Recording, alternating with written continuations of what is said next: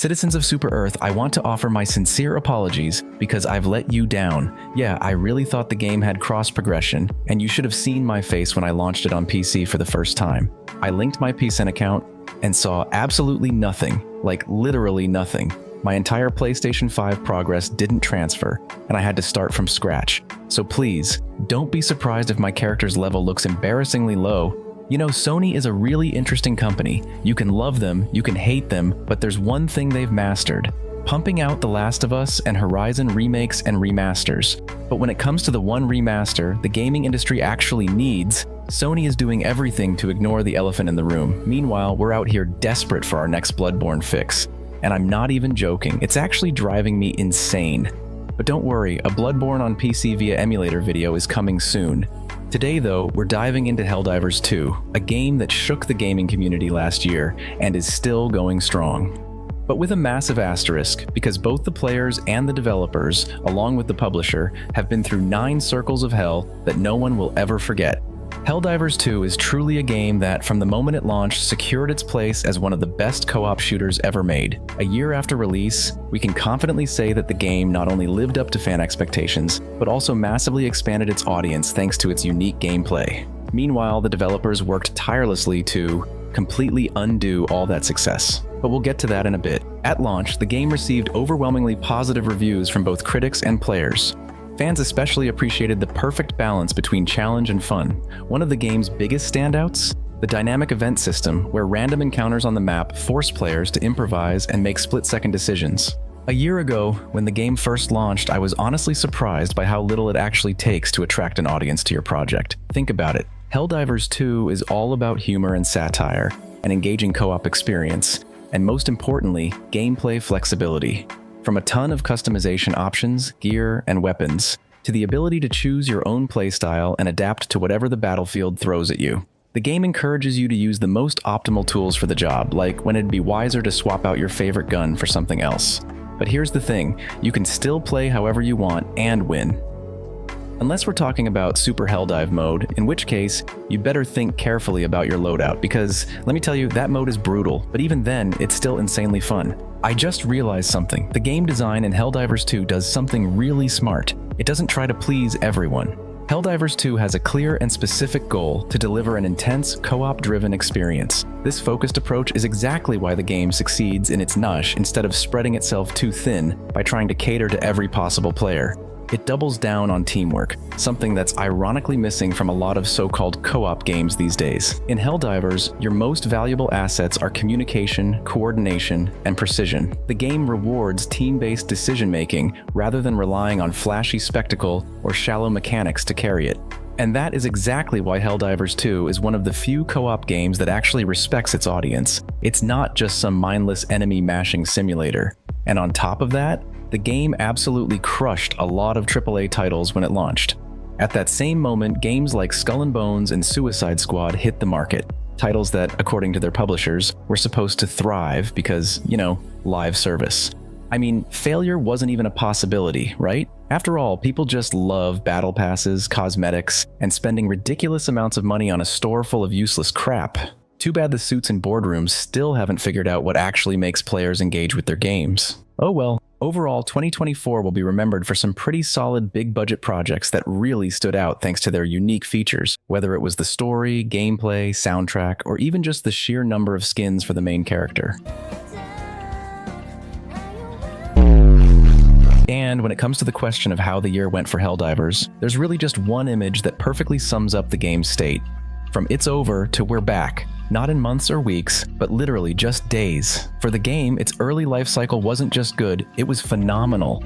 A steady player count of over 300,000 on Steam alone for several months? That's an insane achievement that no one saw coming. The studio even had to urgently expand its server capacity because, at launch, the player influx was so massive that people were stuck in queues for hours, sometimes even longer, just to get in. Helldivers 2 became such a massive success that by mid-May 2024, it had already become Sony's fastest-selling game of all time, despite the disastrous attempt to force mandatory PSN account linking, which led to a huge scandal. And honestly, that incident might just be one of PlayStation's biggest screw-ups ever, because that day, Sony regretted their decision hard. Oh no! On May 5th, 2024, Helldivers 2 was pulled from sale on Steam in over 170 countries. Within just 2 days, the shooter was bombarded with nearly 200,000 negative reviews due to the publisher's new policy, but here's the catch. In some countries, registering a PSN account is impossible. Naturally, players outright condemned the decision, and as a result, Helldivers 2's overall Steam rating plummeted to mostly negative. At the same time, Arrowhead's CEO openly admitted that he had no idea what to tell players in regions where PSN was unavailable, since they were completely locked out of the game. Now imagine what a massive blow this was to Arrowhead. This was their peak moment, the time to show the world what they had built, what they had invested in. And Sony's move was so universally hated that whether intentional or not, players started aiming their frustration not just at Sony, but also at the developers themselves. And this really hurt, not just Arrowhead, but obviously the publisher as well. Of course, after that, players had every right to demand refunds from Sony, and many of them actually got their money back. But the real problem, after this disaster, player loyalty towards the publisher was nothing like it was at launch. It took just a few months to go from excitement that Sony had taken Arrowhead under its wing and given them a chance to create a new game in the series, to outrage over this boneheaded decision, now continuing to double down on such a stupid policy while watching everything crumble before your eyes would have been ridiculous. So Sony backed down, removing the mandatory PSN account linking for PC players. In their official statement, Sony explained that they were still learning about the PC gaming audience, and that the Helldivers community's feedback had been invaluable. So invaluable, in fact, that even now, single-player games released on Steam still require a PSN account. Go figure. Now, according to the script, I was supposed to say that this whole mess is a thing of the past, but that's not entirely true. Just a month ago, Sony finally restored access to the game in 44 countries, so they're slowly starting to clean up the mess, which is, of course, a good thing. But looking back, the Helldivers 2 team was about to face a challenge that every live service game developer has to deal with eventually: conflict with their own player base. The success of Helldivers 2 obviously caught everyone off guard, not just the fans, but even the developers themselves. They panicked, unsure of the best way to support the game when the player count was in the hundreds of thousands. A series of rushed and frequent balance changes led to player frustration and a decline in numbers, forcing the devs to roll out a 60-day recovery plan which, by the looks of it, actually worked. That said, by the end of the year they messed up again, this time with the Killzone collaboration. And as it turned out, this one was on the studio itself, not Sony. Although, unsurprisingly, Sony was the first to get blamed by the players. As for new content, it's hard to say that there was a ton, but for a first-year roadmap, it was decent. If not for all the self-inflicted issues that wasted valuable dev time, the situation might have been much better.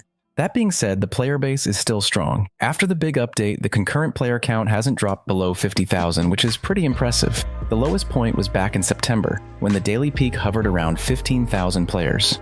But since then, there haven't been any major declines in player activity. And I can confidently say that for a game like this, it's still an incredible achievement. A year later, not only is the game still alive, but it still has a large player base, and fans can expect continued updates, new content, and much more. The future of this project, both within the game and beyond it, looks quite bright, at least in my opinion. Just think about it. The developers are listening, making improvements, adding new content, and maintaining a strong connection with the community. The game is still selling well. In December, it was even in the top 5 on Steam by revenue. It still has a large player base, and Helldivers 2 remains incredibly popular across social media. There are tons of meme clips, guides, mods, and more. Speaking of mods, there are a lot of them, and their number is growing daily. You can find pretty much anything, even the pilot suit from Titanfall. Man, what a nostalgic throwback. But before your neurons start firing, take a look at this. Oh my god, bro. Oh, hell no, man. What the fuck? You won't find any massive overhauls that completely transform the game beyond recognition, but there are tons of visual mods that will definitely please you. Now, as for the project beyond the game, our beloved Helldivers actually made an appearance in the series' secret level, which, to be honest, felt a bit strange in my opinion. They really should have looked more like this. Plus, Sony has officially announced a Helldivers movie, which, to be honest, doesn't really inspire much confidence in me. But hey, let's see how it turns out. Fans are already joking about how they don't want big-name stars in the lead roles, because they'd rather have actors constantly switching out, just like in the game, where deaths happen all the time. So, in their opinion, lower-tier actors would actually be a better fit. But, knowing Sony's track record with game adaptations and other projects, it's really hard to believe that a Helldivers film will turn out great. Though, if I'm being honest, I'd absolutely watch that.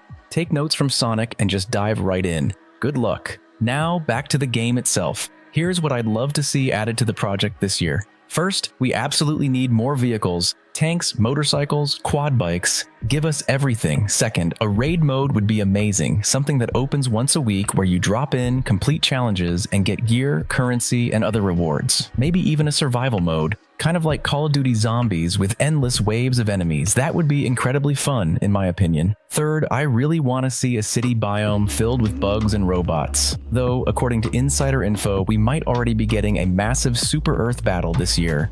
So let's wait and see. It's looking promising. More primary weapons, more variety for the secondary slot, maybe even dual-wield weapons. That would be insane. Fourth, more collabs. A Warhammer crossover would be absolute fire. And finally, in terms of settings, I'd love to see DLS support. Frame generation might not be as critical, but DLS would be a game changer. Because right now, when you're fighting the Illuminates in urban areas, max settings just destroy the FPS, and that is not fun. And speaking of mods, so the other day the guys and I were playing Left 4 Dead, and you know what? That game is still absolutely phenomenal. And while playing, two big ideas came to mind. First, Helldivers 2 needs full Steam Workshop support for community mods. Imagine being able to just browse through mods in the community tab, click download, and that's it. They're in your game. It would be super convenient, and let's be honest, the current mod launcher for the game, it's a bit of a mess. Sometimes it works, sometimes it doesn't. There are just way too many issues with it right now. Having official support for mods through Steam would make modding way more accessible for everyone. Second, why did Left 4 Dead even come to mind in the first place? Because when I play Left 4 Dead and when I play Helldivers 2, I get that same exact feeling. That simple, yet perfectly refined game design that just works. It's the kind of experience you want to keep coming back to again and again. I get it, some things are just impossible. Take Call of Duty, for example. It's obvious that year after year, you can't expect some revolutionary game design from it because Call of Duty is a franchise giant. A machine built for one thing. You jump in for 4 or 5 hours, maybe play the campaign, or maybe you skip it entirely. Then you dive into multiplayer or grind zombies. That's it. It's pure, fast-paced dopamine, a familiar cycle. Nothing groundbreaking, but just enough to keep you coming back after work, sitting at your console or PC, getting that quick hit of fun. But here's something I noticed personally. When I play Left 4 Dead or Helldivers 2, I get a completely different feeling. A feeling of pure, effortless gameplay. It's like playing a game that's so well designed, so perfectly tuned, that it just works. It doesn't frustrate me. It doesn't make me question why something feels off. Even with bugs. Somehow, they don't bother me the same way they would in other games.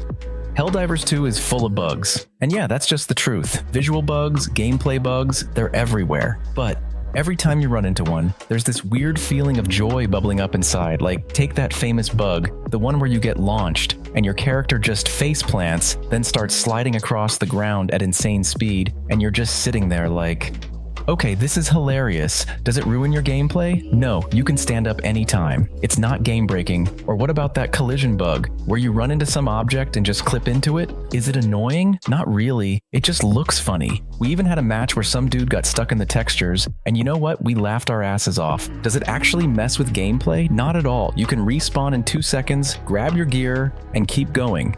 Look, in a perfect world, there'd be 0 bugs. And yeah, we all want that, but when the bugs are like this, when they make you laugh instead of rage, when they add to the chaos and fun rather than kill the experience, why not just embrace it? Even Left 4 Dead 2, after all these years, still has bugs, but does that make it a bad game? No, because the gameplay balance is perfectly tuned, and that's exactly how I feel about Helldivers 2. These kinds of co-op games, they're rare gems. And no matter how many years pass, these are the games that people will look back on with nothing but love. In conclusion, I want to say that even after a year, Helldivers 2 remains a shining example of how developers can keep players engaged with their project, even if it's not without its flaws. Thanks to great game design, active community involvement, and solid updates, the game continues to attract new players while keeping the veterans hooked. We can confidently say that Helldivers 2 hasn't just survived its first year, it has cemented itself as one of the best co-op shooters on the market. The future of the game looks just as bright as its present, and fans can't wait to see what surprises Arrowhead Game Studio has in store. Thank you to everyone who watched this video until the end. If you play or have played Helldivers, drop your thoughts on the game after a year in the comments. Tell me what you'd love to see added, what you'd change, or what features you'd like to see in the future. I'll be waiting for your comments. And with that, take care everyone.